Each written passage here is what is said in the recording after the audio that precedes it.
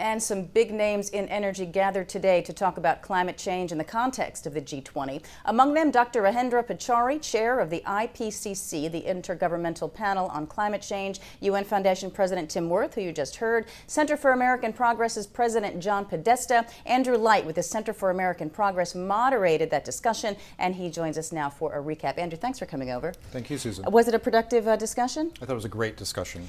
We're hearing that the White House had some reservations about just how big a role climate change should play at the G20. Tell us about that. That's right. I think that until just recently, in fact just at the beginning of this week, we didn't know how much the White House really wanted to push climate on the agenda of the G20. I think they were planning to do most of their climate messaging at the UN opening with President Obama's speech on Tuesday and really focus more on the global economic downturn, the recession, coming out of the recession, the various stimulus packages, that sort of thing at the G20. But it now looks like they're fully back in the game and they want to talk climate at the G20 in Pittsburgh. Okay, so we've got 20 participating countries, 2/3 of the world's population represented. There's 75% of the world's GDP, 75% of the world's energy consumption and emissions. So how important do you think these 2 days of meetings are to the run-up to Copenhagen? I think they're absolutely essential. This past summer, we've seen a number of interim meetings as part of the UN Framework Convention on Climate Change, the smaller meetings among the Sherpas, you know, the people who get in there and debate the nitty-gritty on the way to Copenhagen. And frankly, those talks haven't really been going very well. They've become stalled out. There's a lot of sort of contradictory language in the draft in the draft language of the document they're looking at for Copenhagen.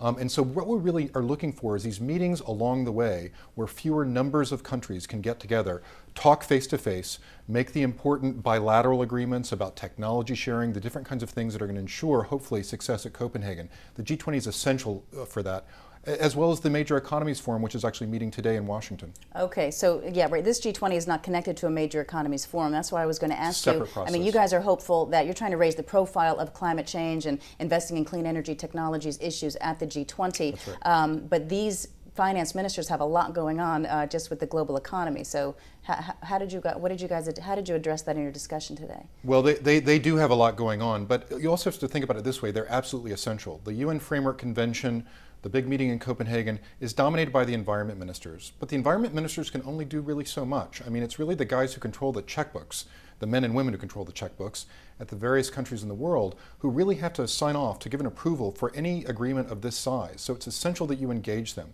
And so we tried to engage them on exactly the sort of thing that they're experts at. How are you going to pay for clean energy around the world? Right, so you're interested in them getting the message that any talk about a recovery needs to be a talk about a green recovery. Exactly. You got to put it to them that it's a win-win. We're going to have to pay to get the transition to a clean energy recovery, but at the same time, it's a way of structuring a kind of a global Green New Deal, as Occam Steiner, who's head of the United Nations Environment Program, puts it.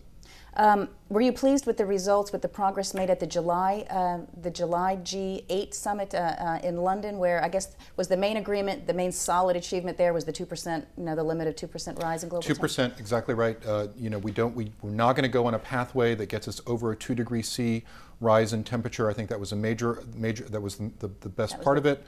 Also, the recognition by all the countries represented there that developed countries, their share of responsibility is to cut 80% of their emissions by 2050. So that was the big thing, and that was actually quite a big accomplishment at the G8.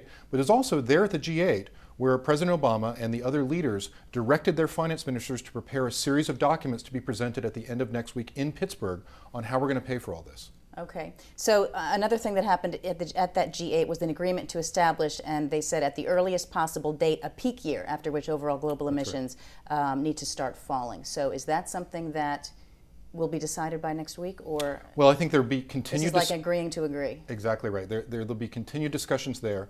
I think what you don't want to look for at the G20 is an absolute date, an absolute number on financing. Certainly an agreement on, you know, what everyone's going to agree to in the developed world on emissions cuts by 2020, the midterm targets, which really they haven't grappled with yet. But what you are going to see, I think, is progress towards a framework which could produce all of those critical figures by the time we get to Copenhagen. Okay, so they also agreed, developing nations agreed that between then, which was July, and Copenhagen, concrete goals to reduce emissions by the year 2050. That's for developing nations. Do you expect any more word on that? Not sure what we're going to see on that yet, but I think mostly they're going to focus on this critical issue of how do you pay to transition the world to clean energy, how do you pay for adaptation. There's going to be a big total on that. we're pretty far apart between what the developed countries have already started floating as possible numbers and what developing countries as a bulk have asked developed countries to do so far. Okay. Now, in your discussion, you came out with a new document today with some principles on some reforms that you're looking for. What are the big ones there, and where do you expect that to go? Well, number one is that in order to revive our economy, we have to revive it sustainably. So it's putting sustainability at the core of how you measure success in economic recovery. After that, there's a lot of stuff that I'm sure you'd be familiar with. I mean, not only points on climate change, but also talking about fair labor standards, non-discrimination, the kinds of, basically the progressive platform that we've seen evolve in the world in the last 10 years. All right. Well, hopefully it was a productive discussion. Andrew, we're going to be seeing you at the G20, we hope? You bet. All right. We'll catch you there. Andrew Light from the Center for American Progress. Thank you.